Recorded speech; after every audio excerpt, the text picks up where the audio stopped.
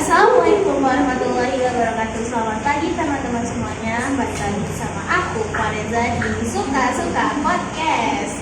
Kali ini aku akan membahas suatu topik yang kayaknya bentar lagi bakal nge-hype sih di Indonesia ini. Jadi aku bakal bawain satu topik, yaitu tentang pemilu 2024. Wow, jadi kali ini aku juga membawa narasumber dari generasi milenial, karena di pemilu nanti 2024 bakal banyak kaum milenialnya.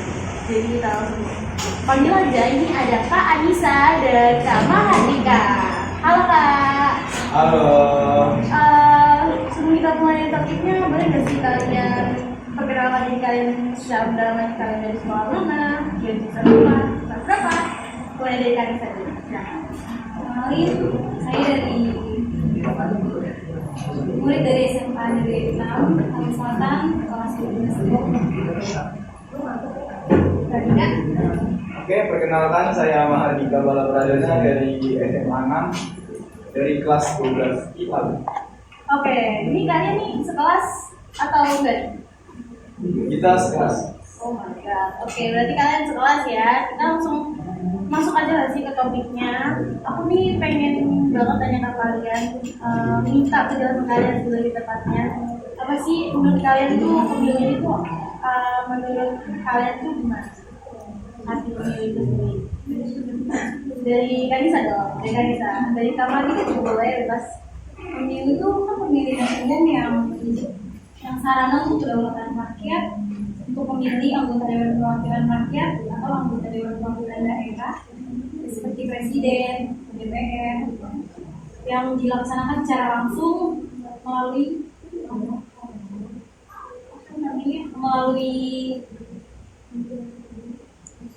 yang dilakukan secara langsung, umum, bebas, jujur, dan adil. Tadi itu katanya kalau nggak salah buat Iya. Tadi kan gimana tadi? Menurut saya pemilu itu pemilihan yang dilakukan secara langsung dan jujur. Terus habis itu dilakukannya itu secara rahasia juga. Jadi emang pemilu ini dia dijalankan secara rahasia dan emang nggak boleh, orang tuh nggak boleh tahu kalau kita tuh pilih siapa dan apa gitu. Kita langsung aja ke pertanyaan selanjutnya. Itu sebenarnya emang kelihatan banget ya, kalau mau pemilu ini pasti banyak banget perubahan yang kita mulai dari jalanan yang mulai diperbaiki, terus juga banyak orang-orang dari partai untuk berkampanye ke kampung yang kecil, seperti kayak tiba-tiba membantu lapangannya, terus dan perbaikan infrastruktur juga di desanya. Menurut kalian dan pendapat kalian itu gimana sih? Menurut pendapat saya sih, sebenarnya membagi sembako untuk daerah-daerah tertentu itu bagus, asalkan niatnya dia benar-benar mau berbagi ke masyarakat yang miskin di daerah tersebut. Berbagi itu bukan karena kayak cuma lagi mau pemilu dia mau jadi presiden, jadi mencari nama atau mencari kayak suara dia melalui dengan berbagi sembako. Itu kayak bagaimana sih? Kayak cukup kecintaan aja ya. Oh iya, kayak pencintaan aja gak sih yang kita pasti mereka pada berbagi. Iya. Kalau menurut kalian yang dalamnya infrastruktur yang tiba-tiba diperbaiki secara massal itu, menurut kalian gimana? Oh itu bagus banget. Bagus. Buat memperbaiki fasilitas-fasilitas yang kurang, apalagi ya di jalanan yang bolong, terus habis itu kayak jalur buat ke sekolah yang di desa-desa yang kecil tuh biasanya kan kurang tuh. Nah itu bagus banget, ngebantu banget buat masyarakat kecil, apalagi yang ada di pelosok. Berarti emang perbaikan jalan ini cukup bagus ya. Iya bagus banget. Kalau bisa tuh rutin lah, selalu diawasin. Oh iya. Terus kita lanjut ke selanjutnya, ini tuh nego. Banyak sana orang-orang yang ikut pemilu ini kebanyakan tuh golput. Di tahun lain juga yang golput juga lumayan banyak. Terus di tahun ini juga banyak generasi milenial yang awam mungkin dengan calon-calon ini. Kalian tuh tentang golput ini tuh bagaimana? Golput ini sebenarnya kalau dari yang semua itu bagaimana kalau kita mau pilih siapapun nggak ada hukumannya. Maksudnya kalau kita pilih presiden kan kita nggak ada hukumannya. Tapi itu kayak cuma buat kesadaran diri aja sih kan, itu juga buat pemimpin kita ke depannya kita kayak benar-benar harus dari yang benar-benar bisa nanti lagi kedaulatan negara Indonesia ini sama kayak yang golput itu kayak kasih arahan gitu sama yang udah ngerti tentang pemilu, pasti pemilu itu dipastikan supaya orang-orang golput itu kayak berpikir lagi golput itu nggak Iya. Jadi mau ditambahin lagi buat orang-orang yang golput gitu ya, kita tuh harus ngasih pendidikan yang baik buat para remaja-remaja, apalagi usia-usia kita gini, kita itu masih banyak banget butuh edukasi. Jadi sebenarnya golput itu nggak ada sanksi pidana ya. Jadi kita tuh itu juga sebenarnya golput itu nggak ada pidana, cuma ya dari kesadaran aja.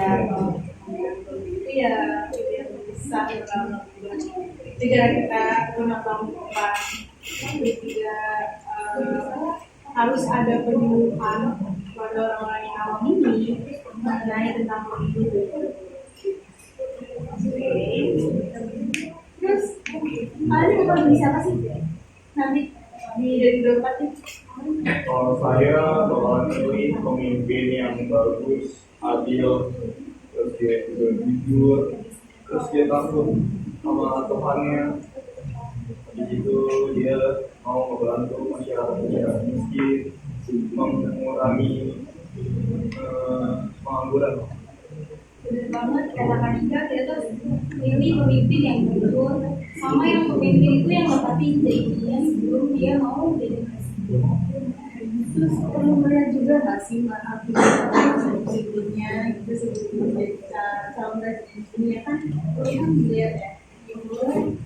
Perlu dia cuma buat estimasi juga dia motivasi dari sendiri dia bakal janjinya ngasih dari sebelum misalkan dia jadi gubernur sebelum dia jadi presiden itu pasti jadi benar nggak sih kerjanya kayak daerah yang dipimpin dia itu baik nggak sih kayak gitu. Iya, kayak amanah nggak dia menjalani tugas. Oke, berarti buat calonnya nih belum bisa lanjut deh.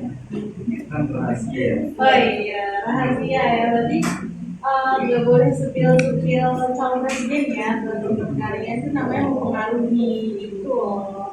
Terus apa sih yang terakhir? Apa yang kalian harapkan untuk pemilu 2024 ini?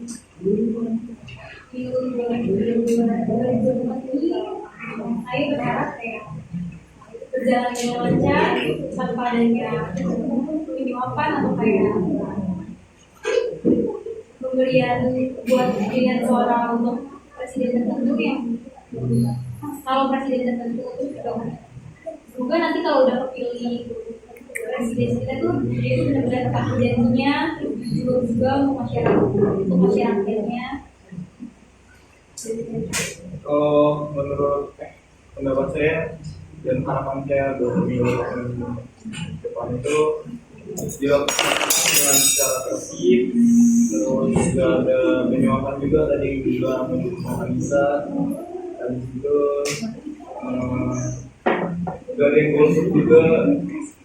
Kita itu berhak memilih buat calon pemimpinnya. Oke, terima kasih atas kehadiran kalian di podcast kali ini dan terima kasih juga untuk teman-teman yang sudah mendengarkan dan menonton podcast kali ini. Mungkin sekian podcast dari saya, Fareza, sebagai pembawa podcast ini. Suka-suka podcast. Nanti kita bertemu lagi, oke? Jangan lupa dengerin dan tonton ya podcastnya. Terima kasih. Wassalamualaikum warahmatullahi wabarakatuh. Dadah.